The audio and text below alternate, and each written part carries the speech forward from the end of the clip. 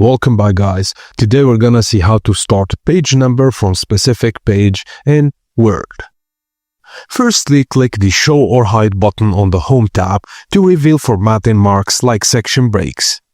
Place your cursor after the last word on the page where you don't want the page number, for example, after the table of contents. Now go to the Layout tab, click Breaks, under Section Breaks, select Next Page. Place your cursor on the first page where page numbers should appear, usually the first page of the main content. Then go to the Insert tab, click Page Number, then choose your preferred location and style. Now click at the bottom of the page to open Header and Footer tools. Click the link to previous option to deactivate it, and also ensure different first page is unchecked unless you want no number on the first page of that section. Still under Insert, click Page Number, then choose Format Page Numbers. Under Page Numbering, select Starts at 1, then click OK.